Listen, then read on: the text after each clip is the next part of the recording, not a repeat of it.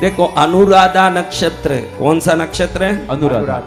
अनुराधा नक्षत्र का समूह देखोगे तो कमल के रूप में है अनुराधा नक्षत्र। कौन से रूप में? कमल रूप में। अगर कोई भी अनुराधा नक्षत्र वाले यहाँ हों और कमल पुष्प को वो अगर अपने मोबाइल स्क्रीन में अगर स्क्रीन के इसमें लगा देते हैं पिक्चर के रूप में और रोज उसको देखते हैं, लिख के देता हूं कि 48 दिन में बहुत बड़ी चमत्कारिक प्रगति होती है। जय गुरुदेव। क्योंकि ये सभी चीजें पासवर्ड है हमारे अवचेतन मन के, वहां से जिंदगी शुरू होती है। पहले जमाने में हमारा जन्म कुंडली को रोज प्रणाम किया जाता है। आज कई लोगों के पास जन्म कुंडली नहीं है। कई लोगों को पूछे, बोले कि मेरी जन्म कुंडली नहीं महाराज। अभी हम मेरे पास एक मध्य मंत्री आके गए अभी फिलहाल 2 दिन पहले, वो कहते हैं कि मेरे जन्म तारीख का ही मुझे पता नहीं है। तो हम ध्यान देने जैसी बात है। देखो हस्त नक्षत्र, बोलो हस्त से आप समझ लिए होंगे कौन सा नक्षत्र है? बोलो हस्त यानी क्या? हाथ। मैं किसी की टीका टिप्पणी नहीं कर रहा हूं। आप ऐसे मत सोचना कि महाराज जी टीका टिप्पणी कर रहे हैं। महाराज जी सभी टीका टिप्पणी से दूर हैं, लेकिन हस्त नक्षत्र यानी क्या?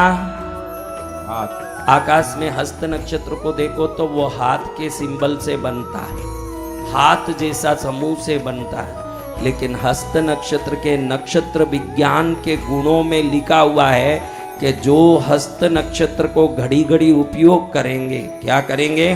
घड़ी घड़ी उपयोग करेंगे। इस सिंबल को घड़ी घड़ी उपयोग करेंगे, धन के लोभी होंगे। धन के लोभी होंगे। कुछ समझ रहे हो ये बात?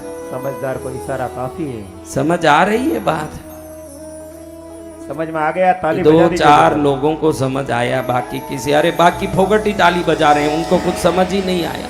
लेकिन ये टीका टिप्पणी नहीं, ये लिखा है कि भाई घड़ी घड़ी ये हाथ का सिंबल को यूज करते हैं तो जरूर उनको विभिन्न प्रकार की धन की लोभ सताएगी। बाद में शायद घोटाले में भी फंस सकते हैं।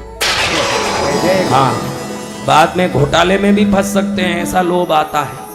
तो ये मैं नक्षत्र का विज्ञान आपको समझा रहा हूँ भाई, मैं कोई टीका टिप्पणी नहीं कर रहा हूँ।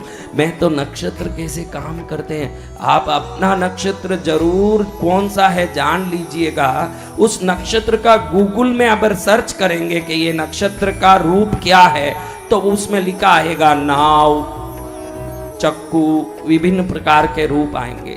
उसको अगर आप अश्विनी नक्षत्र को आप समझ सकते हो, अश्व यानी क्या? घोड़ा।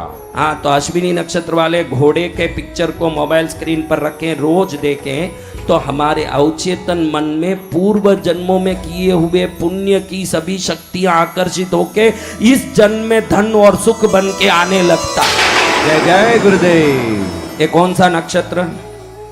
अश्विनी। मृगशिरा, मृग यानी हिरण, शिरा यानी सिर। मृग का सिर जिसका हो वो मृगशिरा, यानी हिरण का सिर अपने मोबाइल स्क्रीन पर रखें, कहीं लगा के रखें, रोज देखें, तो हमारा कई पूर्व कार्यों का कनेक्शन उससे बनता है और जीवन अपने आप किसी प्रकार से सही रास्ते पर चलना शुरू हो जाता है। जय जय गुरुदेव। ये नाम के बारे में जब बोलने गया तब ये बात मुझे याद आई, ये बात याद आई। लेकिन आज मैं बताना चाहता हूं कि भगवती दाक्षायणी दक्ष प्रजापति के घर में जन्म ली, 27 नक्षत्र भी उसकी बहनें बनी। तब मुझे ये नक्षत्र की बात याद आई कि आपको बता दूं कि आप अपने नक्षत्र से बहुत फायदा उठा सकते हो, क्योंकि आपके जीवन के सभी चीजें नक्षत्र के आधार पर चलता है। नक्षत्र के आधार पर ही सब कुछ होता है।